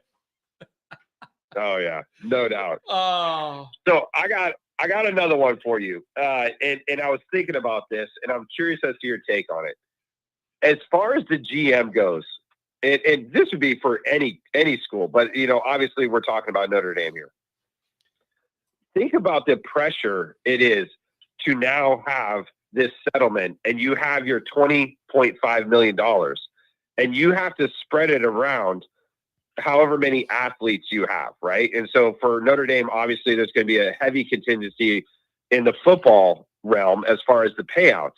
But when you go out and you get like the tight end that we got the other day, or let's say, Andrew Gilmore, you were also bringing up about Grubbs and like, hey, how good is he really going to be? And does he even fit this? fair question. But you've already promised, right? But you've already promised these kids these future pay for probability of production. And you're saying like, okay, we'll give you the 750,000, even though we only wanted to give you 500,000. And then you're going to get into an issue where you're going to bump up against that cap, and you can't pay someone that comes along where you're like, oh man, this is the recruit we've been needing. This is the wide receiver. Or this is the defensive end, and they need 800,000, but you can't. You can only give them 400,000, and so you lose them at the end because they go to somewhere else where they could double it up. And I was just thinking about like the kind of the different nuances of this position and how it'll be very interesting to see, as it is a same kind of deal in the NFL, only this seems to be more kind of fluid in the ability of it to be able to change so quickly, where somebody can just walk in and say, you have to give me more NIL, or you have to give me more out of that settlement pot in order for me to stay, because Michigan or USC or whoever it is knocking on the door. I mean, it'll be really interesting to see it because we're very fresh in this. So everybody's like, oh yeah, pay him, go get that guy. But then what happens when you have someone like, let's say Grubbs, who doesn't turn out to be, and I'm just, this is all hypothetical, obviously, he could be a total stud, but if he does turn out to not be someone that you want him to be, but you're already paying him $700,000, what happens at that point? Yeah, that gets tough. And I think there's fair questions about Grubbs or whatever. Like, if you're looking at that recruiting class and it goes the rest of the way we want it to go, I think a lot of people, if there's a downside, it would be the question of the quarterback, if he's at that level or what the potential is. And I understand that. It's just, it's just hard not to feel good about the momentum they have now. And it does feel like you're finally maybe getting the credibility from the playoff run. And it just took a while for it to show. And maybe you're starting to see that now. It's a beautiful thing, man. Anything else, man? Thanks for waiting today. No, buddy, you have a great day, and I'll talk to you again, Moses. Have a go. I'm gonna go part some C's with my NDs, baby. Absolutely.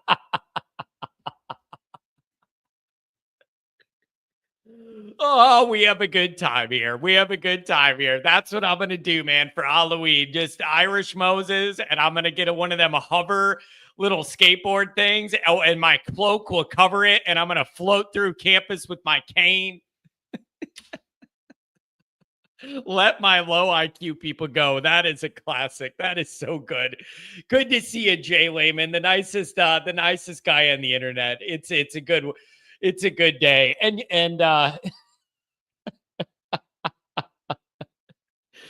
oh man, 559 up on the line. Happy Monday.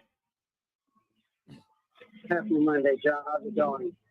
It's good. You sound like you're somewhere where it doesn't sound good. What's going on?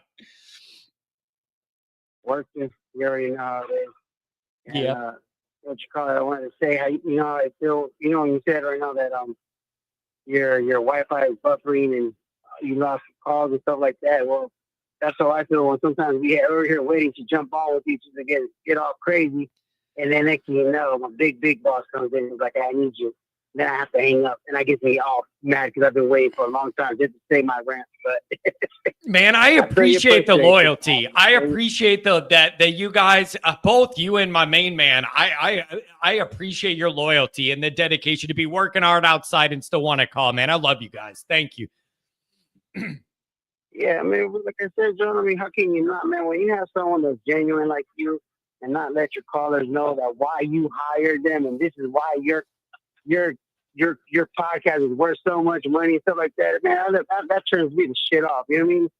But when you're so like just humble enough, and like I said, you have the OGs, the old no, I shouldn't say it like that. The generation that saw the greatness, and then you have a generation that has never seen greatness. Then you have a generation that's in between. This is what makes your show exciting. You know what I mean? Because I love hearing the old timers talk about the Eric Parshigian time, because that wasn't not during my time. My time was Lou Holtz. Yeah. But to hear like great stuff about coaches of Notre Dame and stuff like that, and what how it was before. Like right now, I'm just I told y'all I've been saying I ain't even tripping, bro. We got Marcus Freeman, bro, and I just want to make sure that we sign him on a long extension contract, which Pete Fabacco just did. And man, this is Gucci time, bro. This is time where you just sit back and watch the fireworks go off, because player we want, player we get, because we are Notre Dame. This is what Notre Dame is about. The funny thing to me is your first call ever, you were yelling about Notre Dame needing to shop down a different aisle and we're bougie and all that. I always remember that was your first call. And now Notre Dame's starting to shop down a little bit of a different aisle. The talent floor is raising. Not only is the talent floor raising, but the ceiling and the high end's raising too. This is the program's rising. Exactly. You know what I mean? And it's like, and I wasn't even worried about it. My whole worry, and has always been, is how to retain Marcus Freeman, make him happy, obviously within the boundaries of college football, you know what I mean? Of what we stand for and all that. But this is the whole thing. You needed a coach that understood our university, understands the youth, understands where we're all coming from, and he has that ability to weave out the good and weave out the bad. And boy, I can't wait for when we play USC, because that fool Bowden, boy, you need to check your lane, my boy. You need to understand what your lanes are at, my boy, because you're over here crossing, dipping on some sauce that you shouldn't be dipping on. And believe me, there's a rap coming your way, my boy.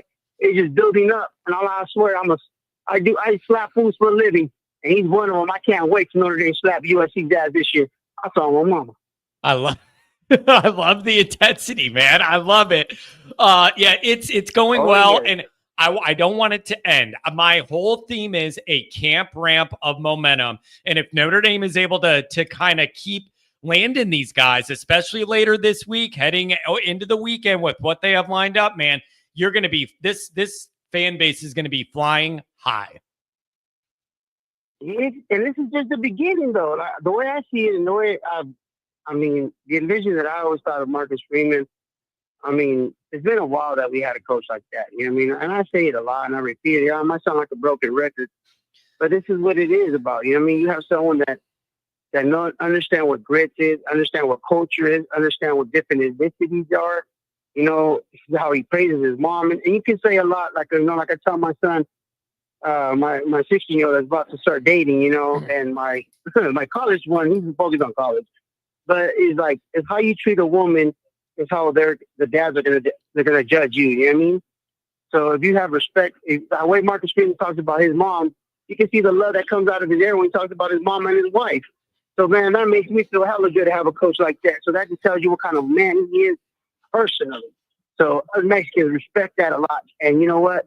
Marcus Freeman, man, you're doing one hell of a job. And what I say, my boy, we don't need to shop at a different aisle. We shop down that aisle. Now, who wants to shop with us? Who wants to come and go down those aisles that you've never been at Beverly Hills or at Carmel, California? Go to Palo Alto and tell people why we bougie, bro. This is where we go shopping. And now it's up to you if you want to be part of this shopping aisle with us. I like it. I like it, man. I do. I love the energy. I appreciate the call during the workday. Let's keep it rolling, baby. Let's see what the rest of the holiday week provides for Notre Dame recruiting. I'm hoping for good news. Oh, yeah, John, and it's coming, my boy. It's on its way. You know what I mean? All it is just you, John, keep being you, keep doing you. Don't let people get the best of you. And you know what, man? You have every reason to be smiling right now. But, you know, there's no reason to stress, guys.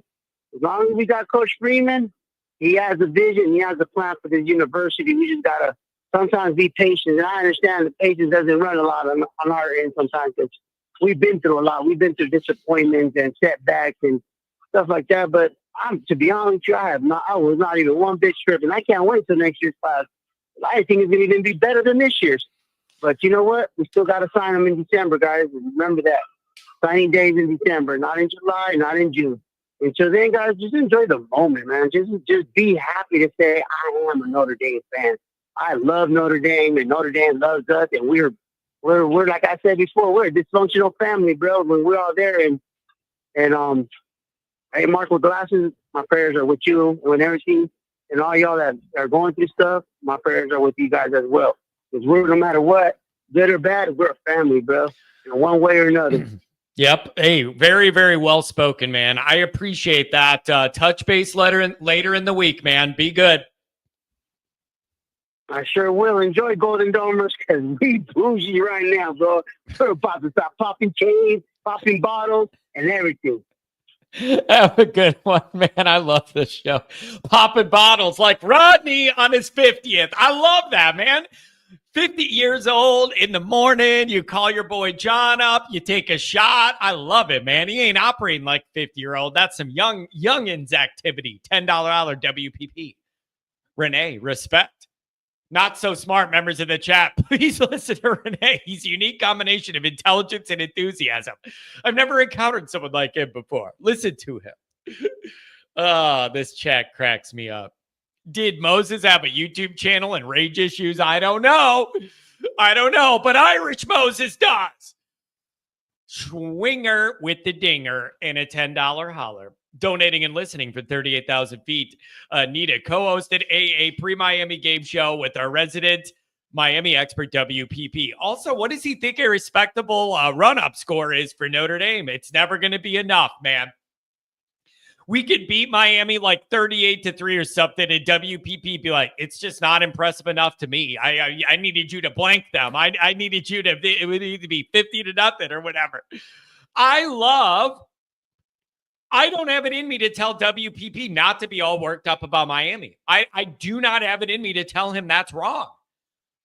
I'm not going to do it. I think we need some people all worried about Miami right now. But WPP has to understand when you're doing what I'm doing and there's hot recruiting news and we're still months away from Miami, that I have an obligation to cover that with enthusiasm thoroughly too. That's all I'm saying. But I'm not going to tell that guy I'm not going to tell him he's wrong for being all Miami. I'm not going to do it. But I got to cover the recruiting stuff too. Okay. Penn State Sports Talk. I don't believe in Miami this year. 949. What's going on? Not a whole lot's going on except your show. Yeah. It's the greatest in all of the land. I'm telling you, it is quite the social experiment every day. I know that for sure, man. It is a wild network of interesting beings. Let's put it that way. Hey, any show that gives me a voice is seriously questionable. Yeah. And that's why we love you. Hey, man, I'm just happy to have the engagement. Happy to have the engagement. Absolutely. Hey, there's 3 player updates that were mentioned today. One was the kid that went to Alabama, and I'm forgetting his name, but he was the first player mentioned. So I'll skip him until I do remember his name. Who? Keeley? Are we talking like Notre Dame Keeley? Yeah, is that Keeley. Okay? Keon has not basically sniffed the field at Alabama, and they say he won't. Yeah. What a shame. He should have come to Notre Dame. He would have gotten heavy playing time last year, that's for sure. And he'd be close to graduating. So that's pretty it's a shame that, kids are going for the bag as to afterwards.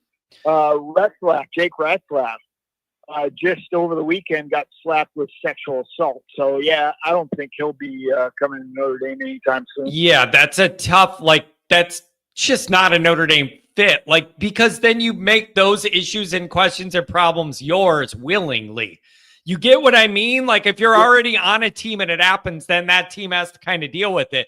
But if it happens and then you bring somebody in, man, then you're making another problem your problem. And I just don't see Notre Dame wanting to sign up for that. Yeah, he can go play with Redmond. Yeah, I just don't see that. Yeah. Then the other mention was Carson Beck, who I met here when Notre Dame women's basketball played at Miami. And the dude wouldn't talk to anybody. He wouldn't take pictures or anything. It was sad.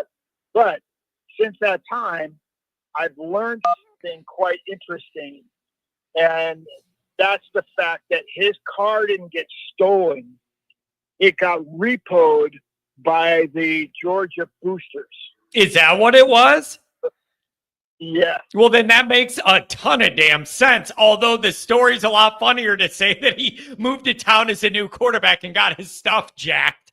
But it makes a lot more sense. If you're going to leave here, we're not letting you take our car. That's got to stay in the Georgia borders. Yeah. They took his car, his girlfriend's car, and a third, I think 2 of his. I think he had 2 here. But they bought her one, too. That was part of his NIL. And then I wonder what those contracts are like, because it makes total sense to me. You're not going to have our stuff if you transfer. It makes total sense. It was very knowledgeable with regard to NIL, and it would be interesting. I know you don't often have guests on the show, but Brady Quinn knows quite a bit, and he's very involved with Notre Dame NIL. Yeah, Brady's been on. Brady came on one time. I think it was last year. It was right before NIU. And we were all excited. And me and Nick Shepkowski had Brady on, and we were all excited. Or it was after NIU, and we were all depressed. Yeah, it was right around that. But Brady's been on once. Okay. Yeah, he knows a lot in that space. I didn't listen to the show. I'm going to have to go through the archives and look for that one. Yeah, but man, now that I'm thinking about this, people are writing in the chat, a car for your girlfriend written into your NIL deal. That's pretty far out there, in my opinion. Jeez. Isn't it? I think so, because it's one thing if you're giving all the players that, but I guess people have been giving recruits moms jobs in the athletic office for 50 years. So maybe this is just the new version of that. You know what I mean? There's been mama's rent's been getting paid for top recruits for a long time. So maybe it isn't that wild after all. Yeah, nepotism is everywhere, and it's been around college football for a long while. I mean, if you don't believe it, ask Reggie Bush. Yeah, for sure. It's so I don't know, man. Notre Dame's got a lot of momentum right now. I really do like this. Yeah, Pat's asking what happens if you break up. It's not your wife, it's your girlfriend. What if you break up? Does the car got to go back? Like, this is all wild to me, man. Yeah, it's fun stuff though. I love it. Yeah, it's so I don't know. Let's see if Notre Dame can maintain the momentum, land these receivers, land Golden, and you'll be in a golden spot as a program. Well, I'll say this about that. Even if we don't, we're still in a very good place. If we whiff for the rest of the recruiting season, and I don't believe we will, we're in a very good place. Yeah, wide receiver and D-line, especially inside, are big priorities. And like, I will feel ecstatic if we're able to check these boxes, just because I look at those as huge positions of recruiting need in a way that like the secondary's been so good that it's just not quite the need. It's all important, but it isn't quite that need. So I just look at those a little different. Yes, indeed. Well, don't step on any sparklers if I don't talk to you between now and Friday. But have a great rest of the week. God bless. Oh, take care. God bless everything. Go Irish. Go Irish. Go Irish. Indeed. Go Irish. Oh man, dude, what a fun little Monday here. Fun Monday. Other than when I'm telling you guys, I'm pissed off about the internet thing. My Wi-Fi is full bars. There's something with Streamyard. Ever since a few weeks ago when they lost global service, it came back, but it has not come back as strong. It has not been the same. So I don't know if that's an Iranian cyber attack. I don't know what we're dealing with here, but I don't like it. Leave my Streamyard alone. Look at this. Slick Rick in the house. $50 hour. Man, Rick, you're awesome. Love this show. Go Irish till they play my Aggies. How's the QB selection going? I think I think it's going to be CJ Carr. I am loving the national build-up of the Aggies ND game. Rick, maybe you could answer this. You're the man. Thanks a lot for being around, especially not even as a Notre Dame fan. It means the world to me to have people that don't even love Notre Dame want to be here. Rick, the question I have for you, and if you don't know this now, that's fine. You could talk around your circle. How many A&M fans are looking at coming to this game? That's a big question I have. It's one of those where I could see the A&M people being like, I want to go see Notre Dame, like that type. You know what I mean? Like a destination thing. I don't know when we're going to get back here. I want to see a game at Notre Dame. I'm wondering how many of those fans from A&M want to make that trip and are going to pay whatever it takes to get those tickets or whatever. I don't know what to expect with that. And I know people always want to bring up the Georgia game, and I believe it was 17, and be like, Notre Dame fans sold out or whatever. Yeah, for good reason. 2016. Good reason to go into 17 not believing in Notre Dame, if you're honest. Seriously, I do not blame Notre Dame fans in that circumstance. After 2016, I don't blame Notre Dame fans for doubting what they were going to get. You can't have that bad of a year and then expect everybody to just wipe the slate clean and not carry that over. That's always what people go to for like Notre Dame selling out into the other team in the modern era. Yeah, for good damn reason. So this should all be a little different because you're actually a pretty good program right now. Should be way different. All right, everybody, that's going to be the show. A lot of energy, man. A lot of energy. Thanks for the chats. Thanks for the calls. Thanks for the patience with the internet. It was not my Wi-Fi. I don't know what the hell the problem was, but it pissed me off. We're going to be on Raw tonight. Thanks, everybody, for being here. Be good. We'll talk to you.